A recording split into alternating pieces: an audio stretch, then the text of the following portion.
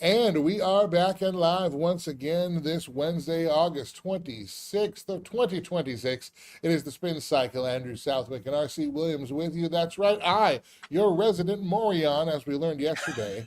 A whole new category of broadcast journalism. It is the Morion category. And I am its charter member. And RC, you're a witness and a testimony to that fact. So we are already breaking ground here on the Spin Cycle.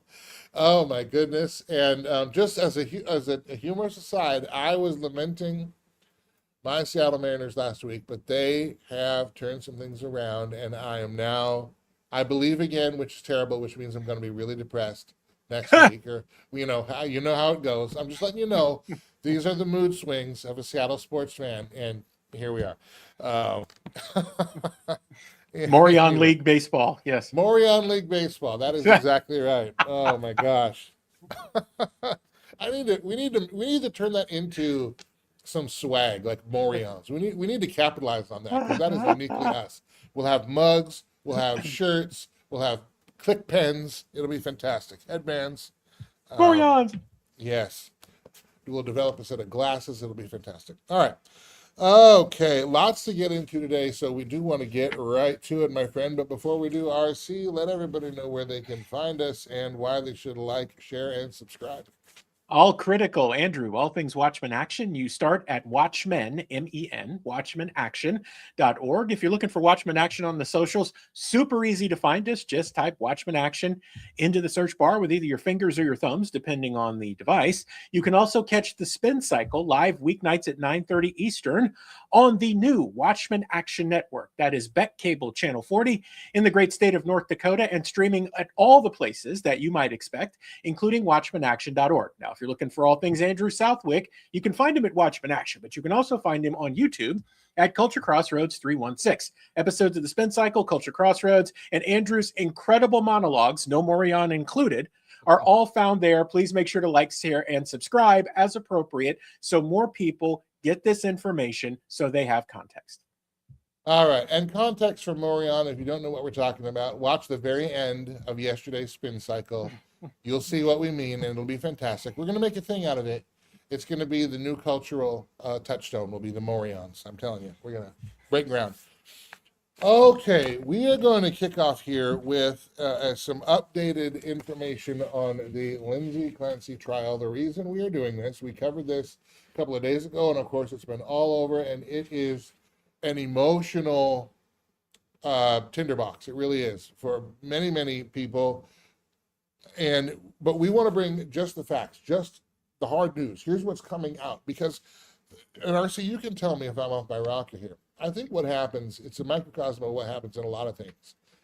The media picks up on one aspect of one angle of a particular story.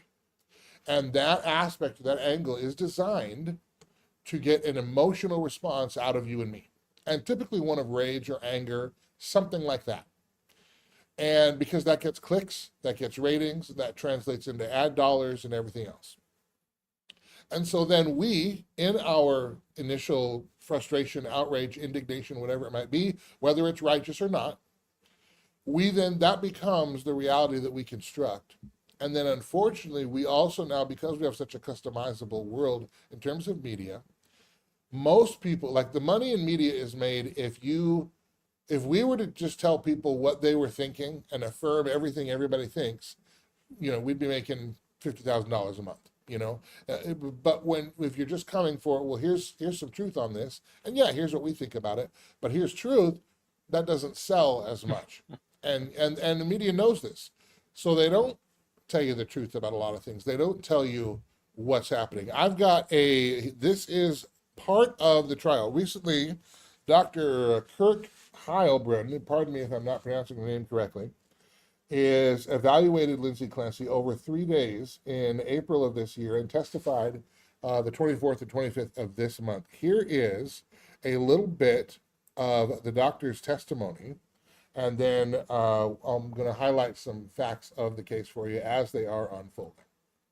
Testified about earlier about the defendant giving you one version of what the voice told her and giving Dr. Spinelli a different version of what the voice told her. Is there any significance in your evaluation to that? Yes. And what is that? Well, again, it's markedly inconsistent. Ms. Clancy was very clear with me about the time that the voice started, and that it was constant for a period of time until the children were killed, and then it stopped. And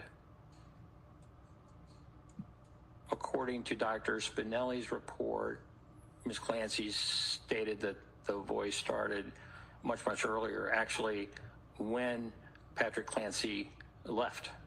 And so we're talking about a significant difference in time. And those two just, they don't match. So it's hard to, which version is the one that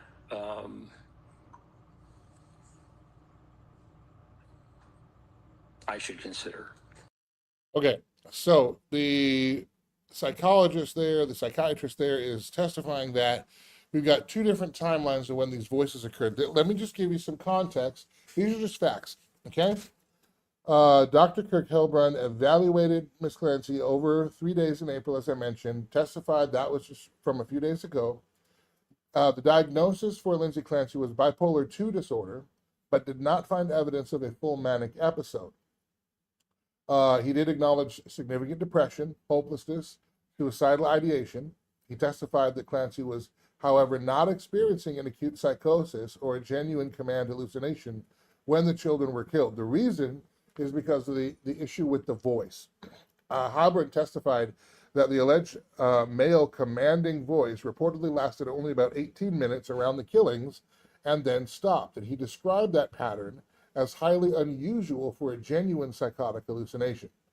He pointed then to no documented history of auditory hallucinations before the killings and no broader delusional system or the differing descriptions of the voice. There were no documented attempts to resist or manage it, and his assessment then favored a severe depression and intrusive thoughts more than an acute psychotic episode. Additional information has come out that while, yes, Ms. Clancy did seek some hospital treatment, she did have a psychiatric stay, she was actually never diagnosed with postpartum disorder, with that kind of depression prior to the trial. So this came out during the trial and was applied during the trial. This does not mean there isn't mental illness there. Anyone who murders their children is mentally ill of one way or another. But the unusual nature of this, the differing timelines and so on, make it, are what is the strongest cases for the prosecution, I would say.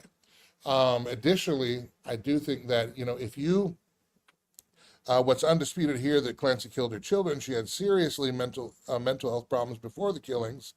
But what's in dispute is, was she psychotic at that moment, and whether the reported commanding voice was a genuine hallucination. And the jury now is going to decide this under Massachusetts law. Now, again, we've gone back and forth. I think there's a couple of things to in our legal system that maybe need to be separated. One is there's the actual murder. That's one thing that happened. And then, yes, there's the mental illness. Right now, it looks like we use mental illness as a way to kind of offset or say they're not guilty of the crime. But there's no dispute that she's guilty of the crime. None whatsoever. So does that mental illness, do we need to have a conversation maybe broadly, in a broader way about, mental illness should be considered, and if there are holes in our system, we do need to figure that out. For example, if she was going in and out of all these medical systems and just getting drugs, if there was a serious postpartum issue there that was missed or misdiagnosed or not diagnosed, that's an issue that should be addressed. What signs did the husband see? What did they not? Did the husband maybe think because she was on these all these psychiatric medications that maybe they were dealing with it? We don't know. I've got something gut-wrenching from the husband here to show you in just a couple of minutes. But really, when it comes down to it, you have trial evidence indicating that she received numerous prescriptions from at least 6 providers in the month before the killings. However, the treating clinicians only documented depression, anxiety, insomnia, suicidal, and intrusive thoughts, but the doctors who testified said they did not observe psychosis before the killings. So there is no established pre-killing diagnosis of a postpartum psychosis in the trial record. We're only now trying to decide, can we go back and diagnose that after the fact? And then does that mitigate the criminal responsibility? And again, that's where I would disagree. I don't think there's any mitigation of criminal responsibility, but it could mitigate sentencing. It could mitigate the care, because I do believe that these people should have care. I do believe that, and ideally it would be great before a tragedy happens, but that's where we are. Those are the facts of the case. There's plenty more trial footage now coming out I could show you. We don't have time today, but I wanted to walk through that because I think what we're seeing is we're taking our emotional first look at this and then applying that to the whole case as if it was established fact. And it really wasn't. It's been media push. And it's designed, the design of it is so that we will treat each other as the enemy because we may come to a different conclusion or we may see it from a different point of view. I think that is poisonous from our media, and it clouds us from looking at the actual truth and dealing with things in a just way. Andrew, having grown up in the media business, there was an old saying that I think still rings true today. If it bleeds, it leads. That was the old adage, right? What's going to lead the news that night? Whatever bleeds, because that gets ratings and attention and spurs conversation. Good, bad, or indifferent doesn't matter. As long as there are viewers and ratings, those can be sold against because it's about the money. So let me level set a little bit with the context here. There are 3 babies who are dead and who are never coming back. That gets forgotten about within the structure of this case a lot. Their names don't get mentioned. There don't seem to be any memorials or anything for them like that. So I think it's important to remind people that there are 3 dead children here, and that's abhorrent. The mental illness side, when we first touched on this, we talked about that.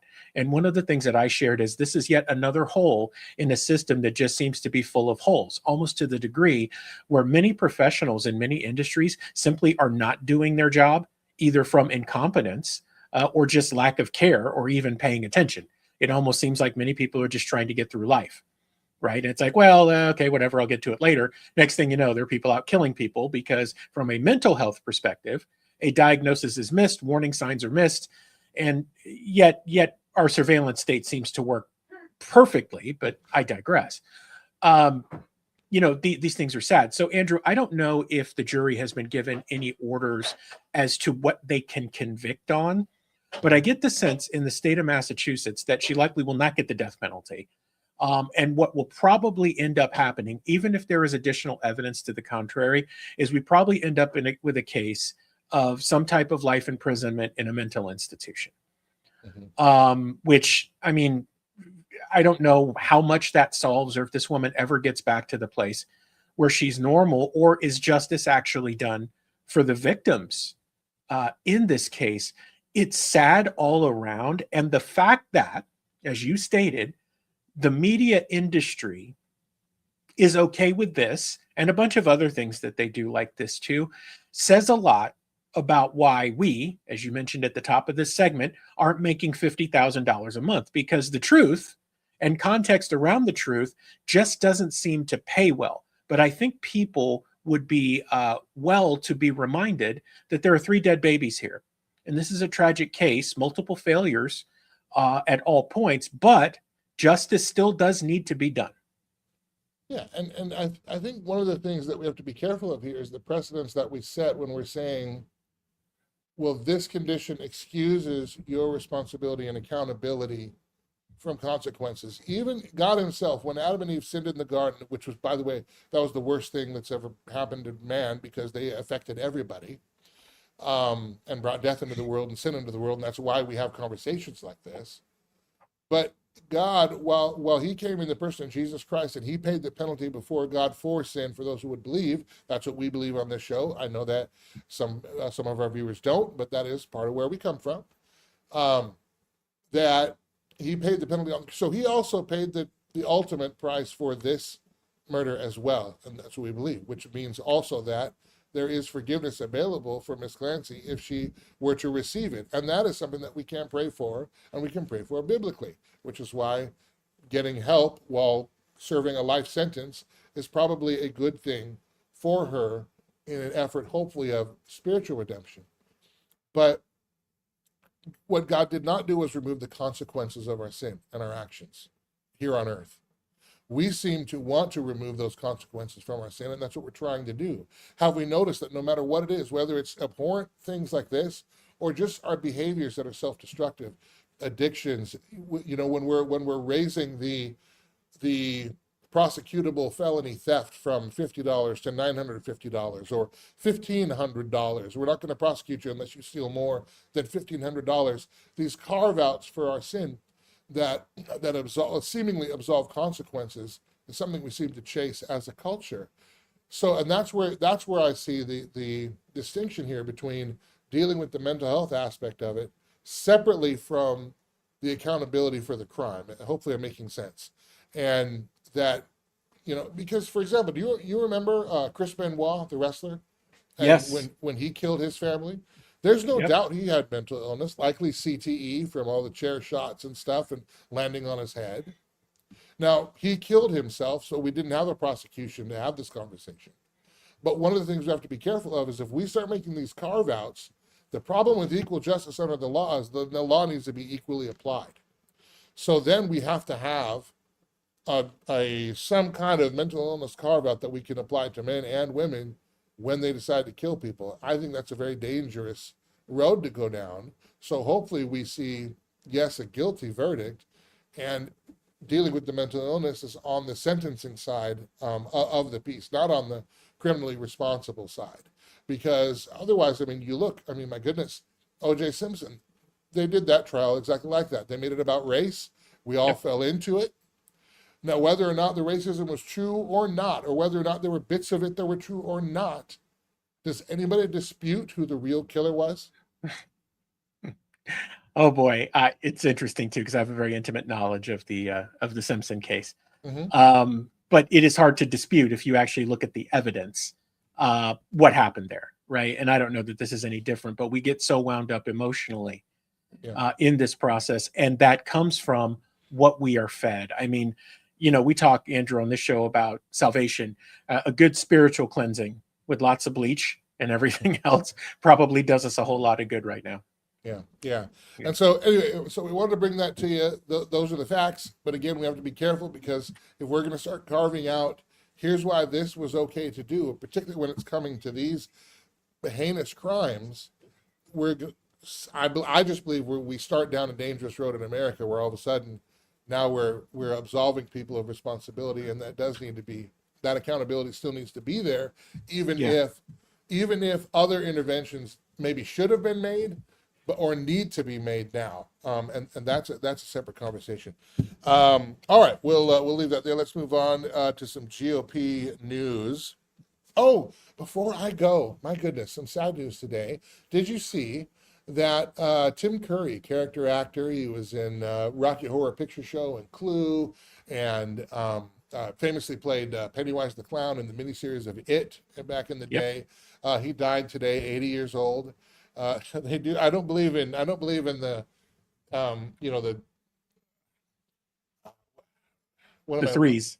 The threes, but Yes. but it does kind of happen like that, doesn't it? So it's now you're It looking does. around. Who's the next one here of this trilogy? Because we had Dolly Parton yesterday, we've got Tim Curry today. I'm not hoping for anyone else's passing, but it is too bad because then again, there's another character actor that many of us, our generation, grew up watching and enjoying, and he certainly visited our nightmares a time or two,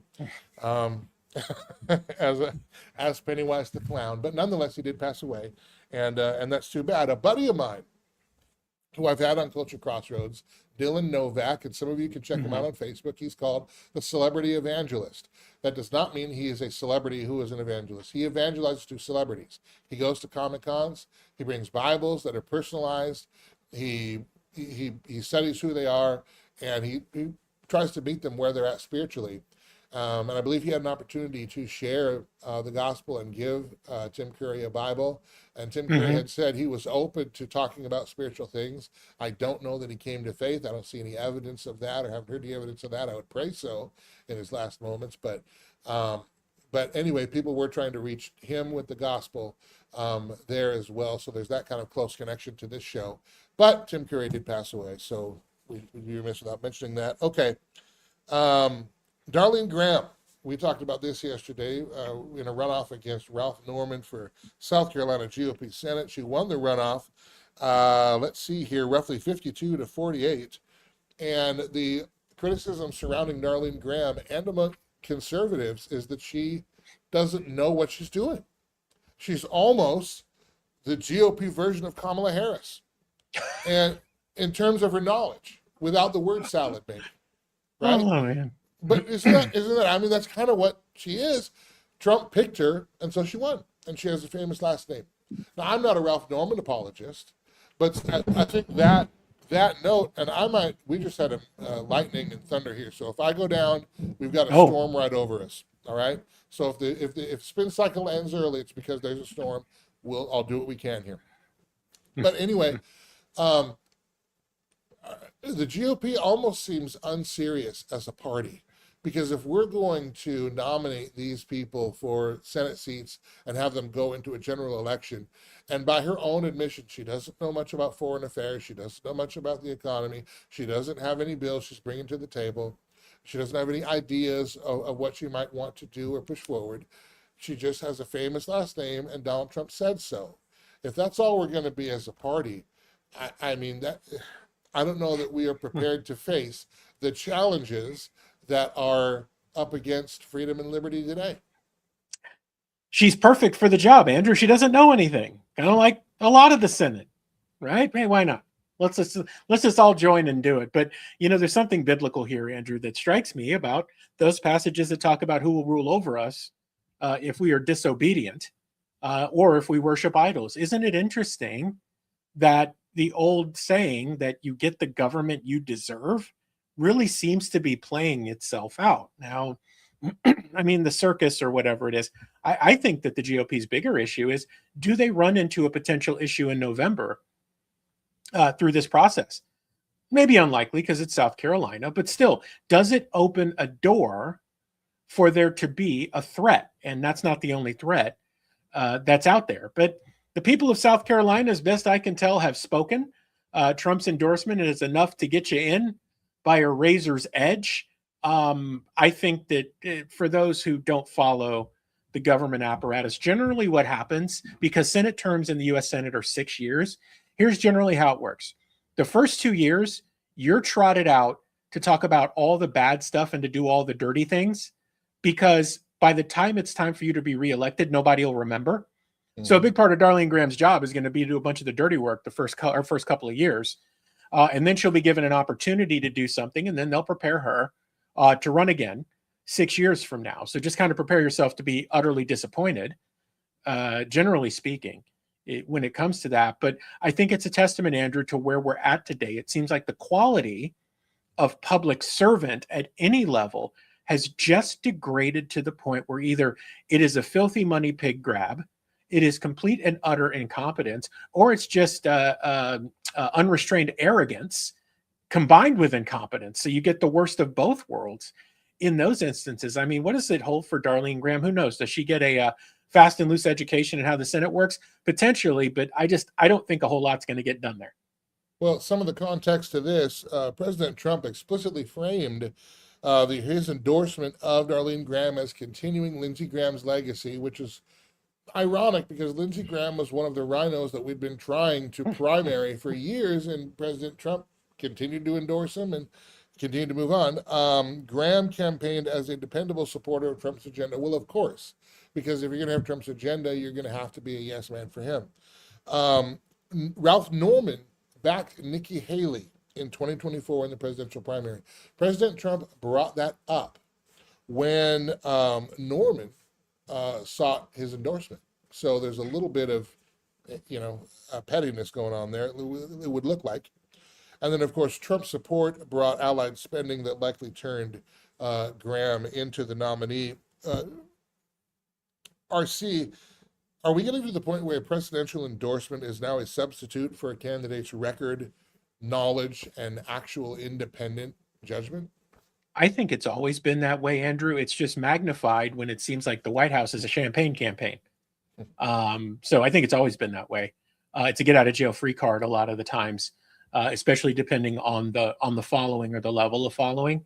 But I think, again, we need to take a serious look at that. It's not universal, obviously. And it was interesting what happened here in Florida. Corey Mills, we happen to live in his district. He's the outgoing congressman for Florida District 7. He got Trump's endorsement. He lost to Ryan Elijah, a local TV host here. But it's interesting what Trump said after. He said after, I told Corey not to run because of all his personal problems. I gave him my endorsement. I said, hey, listen, you probably shouldn't run. But now I'm going to throw my endorsement behind Ryan Elijah because he's the right answer. So it doesn't always work, but it's interesting how you spin cycle yourself out of a bad pick. And when you're the king, apparently you can do that. Yeah. But yeah, it's been a long time where it's been a get out of jail free card, Andrew. I think that's just magnified based on the type of this cult of personality that we've built.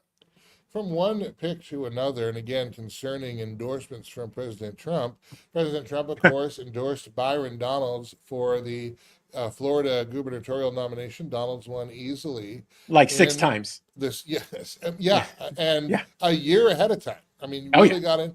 Byron Donalds really did not participate in the primary with the other GOP candidates, so there was never an opportunity to really put him up side by side. Nevertheless, he wins, and he picks Senator Brian Avila as his running mate in Florida.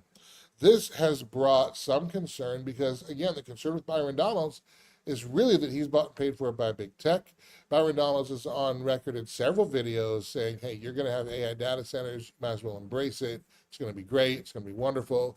He tries to play it off as like, well, yeah, we'll make sure that neighborhoods are okay with it and what all, but we know that the government would just steamroll that anyway. But Avila also has, while he does have 12 years of experience in the Tallahassee legislature, he has some vote or policy roles that limited government and gun rights conservatives have scrutinized.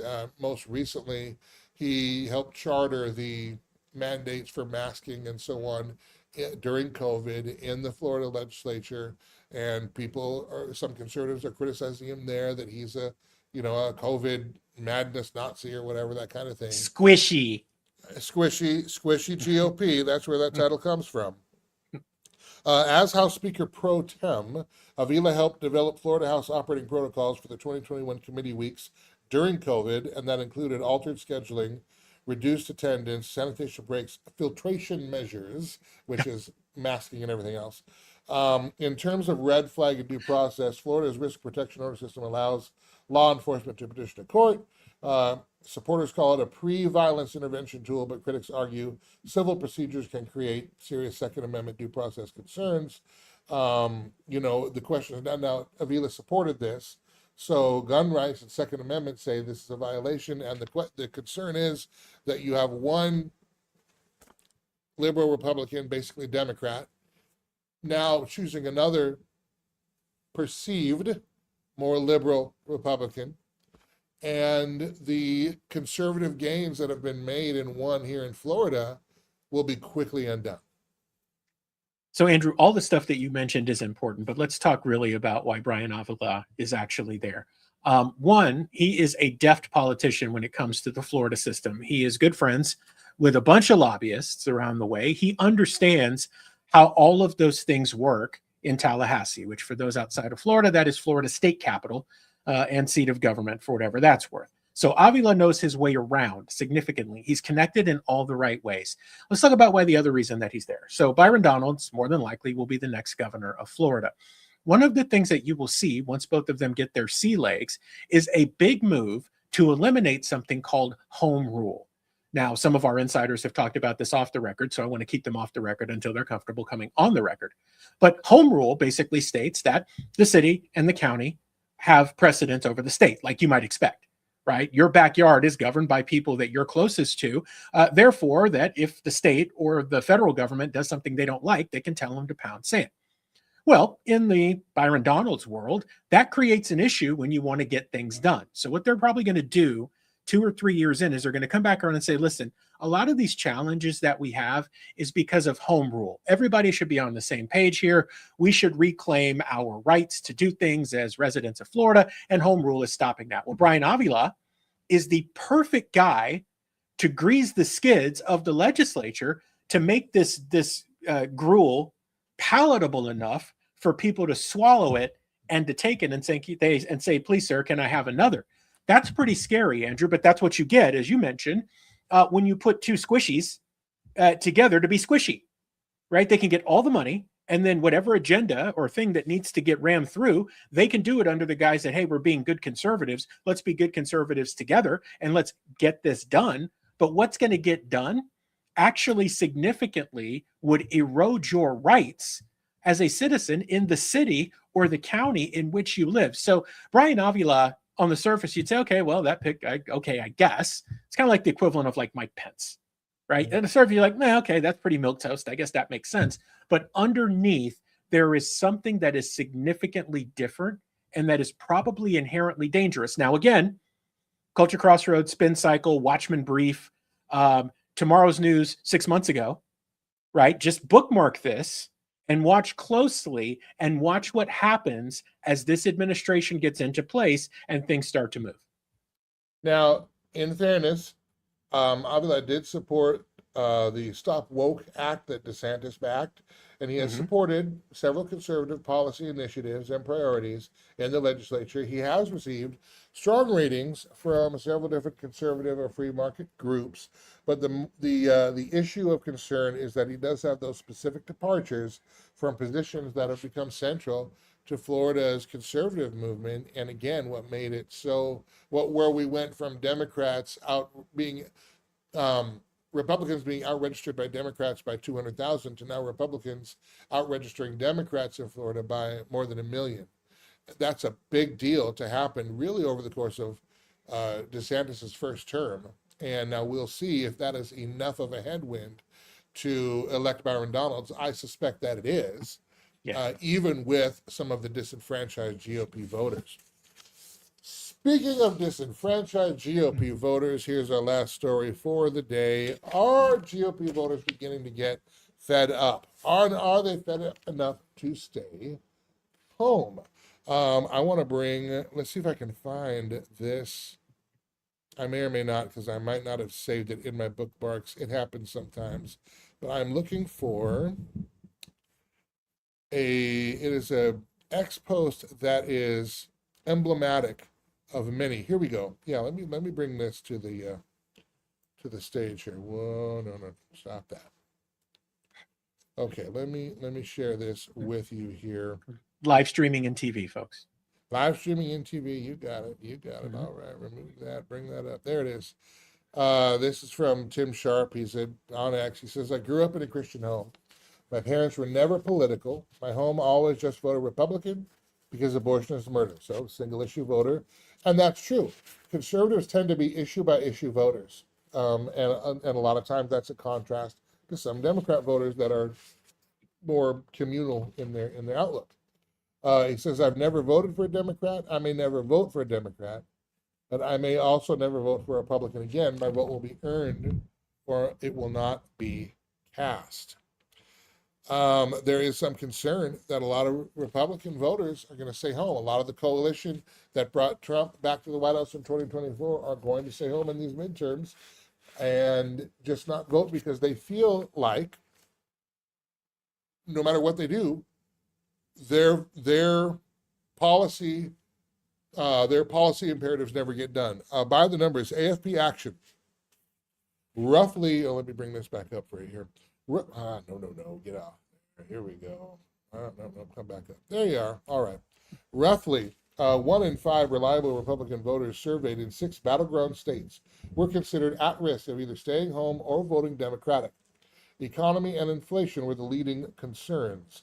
Washington Post, ABC, Ipsos reported in February, 79% of Democrats versus 65% of Republicans said they were certain to vote which demonstrates a 14-point enthusiasm gap, and that may be part of the problem for the Republicans coming in to this midterm. Ipsos says Democrat-leaning Democrat-leaning voters were reported as substantially more likely than Republican-leaning to say the 2026 election was more important than prior midterms. That again goes to election enthusiasm. Economists in YouGov note that Trump's support remained extremely high among self-described MAGA Republicans, but was much weaker among non-MAGA Republicans. On August 25th, Reuters and Ipsos had a poll. Voters trusted Democrats over Republicans on cost of living, 36-28, with 37% saying neither or unsure. Which again, when you get into cost of living and economy, that used to be the Republicans' bailiwick. It was always Republican. That has now shifted. And then the generic ballot, recent polls range from nearly tied to mid-single digit Democrat leads. The direction is competitive, though not conclusive.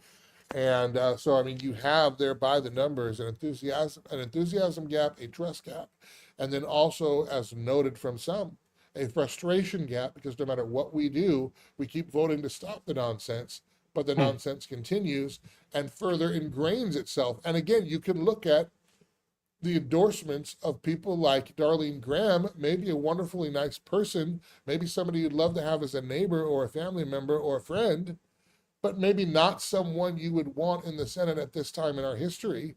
But yet that's what the Republicans keep giving us. Just like athlete's foot, never quite seems to go away, huh? But again, I digress, which seems to be a standard for us as we put things in context. Let's get to it, Andrew, because this conversation came up for me earlier this week, actually. Somebody was asking the same exact question. What do you think is going to happen? I said, here's what I think is going to happen. Are some people not going to show up? Yeah, I think that's going to be the case because they're just like, it doesn't matter. What I think you'll see more of, though, is people opting to leave things blank. Because at the end of the day, there are going to be some races on your ballot that are important to you. You're probably going to elect people locally who you need to be responsible and you need to be responsible for. So you should make those decisions. But I think people are going to say up the ticket, you know what? Neither of them. And I'm going to make my voice heard by simply leaving it blank because neither of them or any of them have actually earned my vote, which I think is Tim's point. We know Tim. I think that's his point, is that, look, I'd rather leave it blank and focus on local races because those really matter anyway. Right? If I've got strong local leadership that I can keep my eyes on, then what the state or the feds do, yes, it will impact me, but it'll impact me less because those I hold accountable can't get away from me, right? So I think in that instance, I've talked to a number of people who said, listen, my vote for governor in the state of Florida is going to be blank come November. I can't do it. I just cannot bring myself to do it because my vote has not been earned, nor do I believe in the person or the persons that are being put up as a candidate. So I think you're going to see a lot of that too. It's going to be that old thing about the silent majority making their presence felt. And one of the interesting things, we should probably do election night coverage this year. Again, Andrew, is we should watch or try to watch the tallies by key precincts and see what those numbers look like. And if we see a 10 to 15% lower vote total for the governor's race versus the other races, then we know that our hypothesis actually checks out. And people are just like, you know what? I'd rather leave it blank. Yeah. A couple quick questions on this, just kind of the politics of it and the GOP environment. Do you think the enthusiasm problem is primarily about Trump, or is it about Congress, or is it about like an issue like affordability, or perhaps a combination? So I think it's a combination of everything, Andrew. But I mean, it's kind of like show me, as Missouri would say. It's a show me state, right? What people are seeing based on what they're hearing hasn't lined up for a long time. And they're now really starting to get frustrated about it, right? So it's a combination of all of those things. But I think people have just honestly started to look at it and say, I am flat out being lied to. I am just being bald-faced lied to, and I'm sick of it. I am so sick of it that I don't even want to deal with this process because it is absolutely useless in the first place. Now, that leads to disenfranchisement issues that, as I mentioned a minute ago, potentially affect local races. But it's a sad testament where it's a combination of all of those things. I think after 10 years of being in a reality show, everybody's a little bit tired, sure, right? I think the fact that things simply do not get done as they need to get done and that we're all paying more, also wears on people. But we've gone from a relatively low trust environment with that, Andrew, to a significantly low trust environment where I've heard some older people especially say this: every time that one of them opens their mouth, meaning elected officials, they're lying. Everything that comes out of their mouth is a lie, right? That's just how they feel. And they get so frustrated that they're just like, no, it's all of these things that cause a problem. And even if I vote for you, you're not going to do anything anyway. So why would I bother? And you might say that 1 out of 5 voters being disenfranchised is not a big deal. That's 20%. But when you have a generally lower turnout anyway midterm because the president's not on the ballot, or not just Trump, but any president, that it's not a presidential year. 20% is a big deal when you have a smaller sample size. And that probably, and as you said, it'll be interesting to see in those key precincts if that 20% that is making a difference in those areas. Do you think the trope that effectively Republicans are falling on as well now, hey, vote Republican because Democrats are worse? Have we reached a point of diminishing returns with that? Oh, 100%, man. I mean, this lesser of two evils foolishness is just worn out. Mm-hmm. Do you think there's a way that, let me rephrase this. Conservatives want to send a message to the GOP. We're trying to figure out how best to do that. But can we send that message and maybe even punish the GOP, but without handing power to the Democrats at the same time? Or is that medicine that we're going to have to take? So, Andrew, for this cycle, I think one of the ways that you can send a strong message is to vote for the parts of the ticket that are going to impact you the most, and then do whatever you're led to do in the spirit for the others. I'm not telling you to leave it blank. I'm not telling you to fill it in. I'm simply telling you to be informed. Going forward, I think the most effective thing that people can do, these recs in Florida, it's the Republican Executive Committee, and these other groups quit. Just go away because they can't operate if you're not there. If nobody is there, they can't do anything. And then start pulling your money from those groups. So stop feeding them and stop participating in those processes. Now, people will tell me, well, if I don't have a seat at the table, you don't have a seat at the table now. You think you do, but you don't. Here's what they do. They ask you for money. They take it and spend it on something else. They ask you to make hundreds, if not thousands of phone calls and go knock doors for absolutely no good reason anymore, as we've already seen. When you starve them of those things and they've got to come back with bended knees saying, what do we have to do to get you back? You look at them and say, oh, we're going to do a bit of rewriting of the rules so that things operate the way that they should. If you want to make a move into 2027 and then into 2028 and beyond, that's a surefire way to do it. Starve the beast, right? Starve the beast effectively and let them know that the rules of engagement have changed. Rex, party, call me whatever you want. I don't really care. Let's just be honest about that. Mm-hmm. But more importantly, sometimes what you actually need is a good smack, or as Juliana would say in her New York accent, you need a fresh one, right? Sometimes that's what you need. All right, last question. We're over time, but one more question on this. Is there anything Republicans can do, or what do you think? Put on your advisor hat for a minute. I know you worked with candidates before. What would you advise Republicans to accomplish before November to earn these voters back? Do your job. I know it sounds super simple. Do your job. Stop glad-handing and faking and doing all of this other foolishness. Stop going for your coronations and your rubber chicken dinners and all of that garbage under the guise of you saying, I have to raise money, and actually do things. You know, a long time ago, I learned something in the radio business. Guy told me, he hired me, gave me a shot. It was wonderful. He said, you know the reason I hired you, RC? I said, no, but I certainly want to know. He said, you were already doing the job without even knowing it. And I've always said, the person I hire is the person that's already doing that job. Whether they actually have it or not, they're already doing it. So there's no delay. They already know what the expectation is. You got to raise money to win, fine. You got to do these things, fine. But what you should actually start doing is helping people understand exactly how you're going to make changes now so you earn their vote and then actually do the things you said you were going to do when you go off to Washington or Tallahassee or to City Hall or wherever you're going to go. Do your job. Wouldn't that be something? I don't know. I don't know that that's going to happen. That seems to be far too tall an order for our representatives in D.C. But that's one of the reasons why you have Watchmen Action, why we spin Cycle Culture Crossroads Watchmen Action, why we are contributing to being those watchers on the wall, and we're going to call them to account wherever we can. That's going to do it for today's Spin Cycle. That was a big one today. We will be back with you tomorrow. And again, for R.C. Williams, I'm Andrew Southwick. Thank you for being with us. Remember to like, share, subscribe, or follow, depending on the platform. And we will see you tomorrow.